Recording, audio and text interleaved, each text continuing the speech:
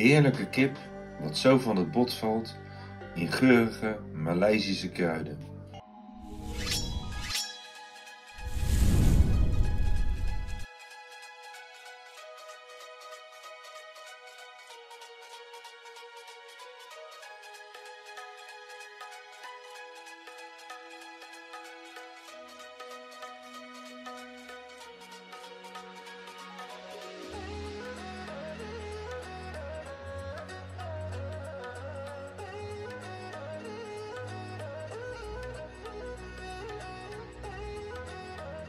Is je wel eens opgevallen dat er in Azië maar weinig dikke mensen rondlopen?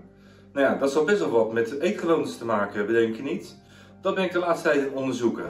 En Maleisië, dat is ook zo'n land waar heerlijk smaakvol gegeten wordt, met roerbakgerechten, lekkere curry's, hoop verse ingrediënten, kruiden, specerijen, allemaal hartstikke lekker. Dit is echt zo'n land wat zeer beïnvloed is door de buurlanden. In het noorden heb je Thailand, ten zuiden van Maleisië ligt Indonesië en ten westen heb je Sri Lanka en India. Nou, en die landen die hebben allemaal een invloed gehad op de Maleisische keuken. Nou, vandaag gaan we zo'n Maleisische kipcurry maken, wat behoorlijk beïnvloed is geweest door India. Daar vind je voornamelijk die curry's terug. Hè. Het heet Kari Ayam Kapitaan. We gaan het maken met drumsticks. En we gaan eerst even de marinade maken, want het beste is om die marinade een dag van tevoren te maken, een nacht in de koelkast te laten staan. En ja, dan kan je de dag daarna goed aan de slag. Als je die tijd niet hebt, ja, dan kan je het ook wel een uurtje van tevoren doen, maar de smaak is dan niet zo intens. De marinade die is eigenlijk heel erg simpel. Ik bestooi die kipdrumsticks gewoon met wat zout en wat kurkuma. Een lekkere scheut olijfolie eroverheen. Nou, dan mag je eventjes door elkaar mengen en goed inmasseren met je handen. Was wel gelijk je handen af, want anders loop je een paar dagen met knalgele handen. Dek het dan af met een stukje huishoudfolie. En dan zetten we het minstens een uurtje in de koelkast, maar liever dus langer.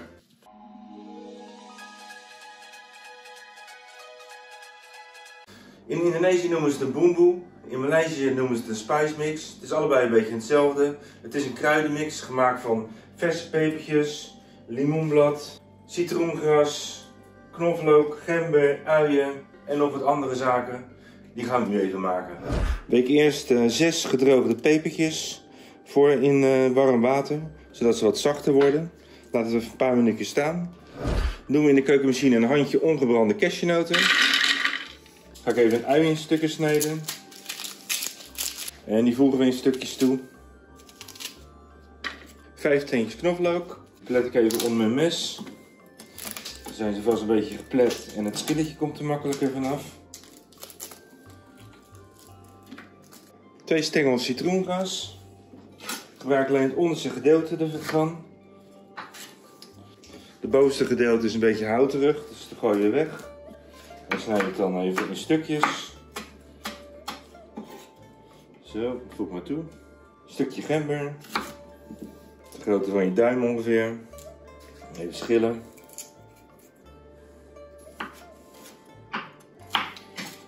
Voeg dat maar toe. 3 rawi-pepertjes. Snij ik even de achterkantjes vanaf. Dan snij ze even in stukjes. Die rawi-pepers die kan je bij een goed gesorteerde supermarkt wel krijgen. En anders bij de toko. Hè. Hebben ze het ook in de vriezer. Kan je kopen, dan heb je het altijd op voorraad. Dat is makkelijk. 2 theelepels kurkuma. 1 theelepel laos. Dat maken ze van de galanga wortel. Hè. De geweekte gedroogde chilipepertjes. En dit gaan we eens even tot een pasta malen.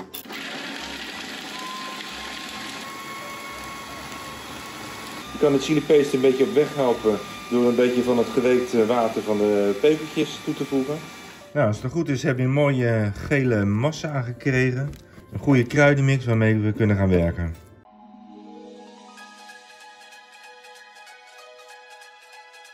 Giet een scheutje olie in de stoofpan.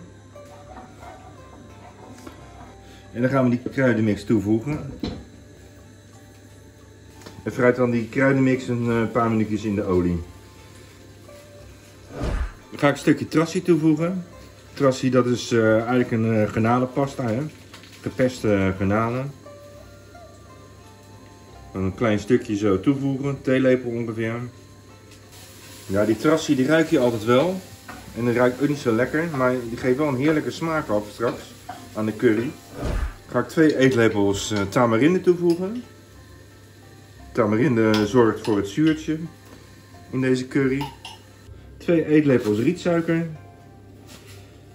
Dat zorgt dan weer voor de balans van zoet en zuur.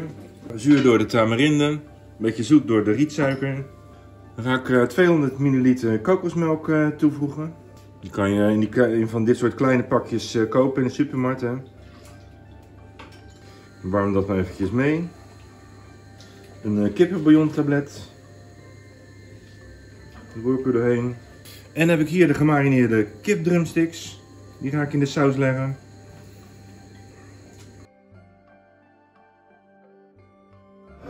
Giet er water bij tot de kip helemaal onder staat. En breng het dan aan de kook. Dan roer ik er nog 5 limoenblaadjes doorheen. Die geven ook zo'n lekkere smaak af. Hè. Echt zo'n Aziatische smaak krijgen dan gelijk.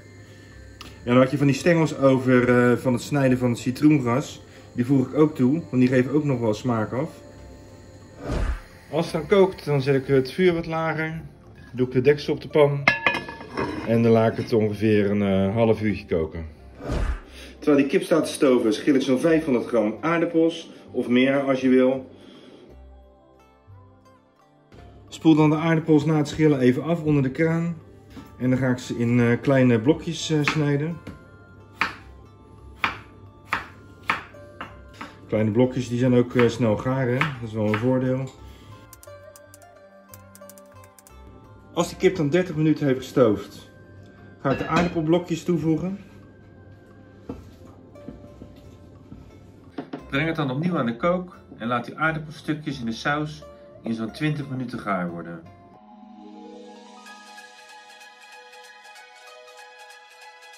En als die aardappels dan gaar zijn, dan gaan we het even lekker opscheppen. Dan leggen we per persoon 2 van die kippenboutjes op een bordje. Drumsticks. Scheppen wat saus en aardappel overheen. Garneer het met wat komkommer. En geef er wat gesneden tomaat bij.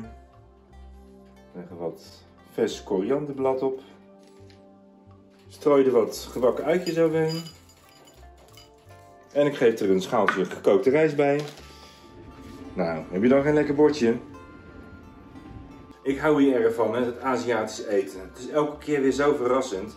Of nou nu uit Maleisië komt, uit Thailand, Indonesië, India. Het is allemaal even lekker en kruidig en veelzijdig. Heerlijk gewoon. Nou, ik denk dat deze ook wel weer zal bevallen. Wat een zachte smaak, joh. Die curry die we hebben gemaakt met die spice mix, ja, die is zo goed. Die kip die valt zo van het bot af. Zo gaar is het geworden. Echt heel lekker. Nou ja, je weet het hè. Je kunt het recept vinden op travelandfoodblog.nl. Laat even een reactie achter als je het zelf hebt gemaakt. Ik ben dan heel benieuwd wat jij ervan vond.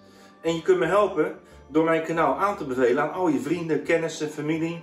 En ook te laten abonneren. En als je het zelf nog niet bent, abonneer je dan. Nou, tot de volgende keer. Doei!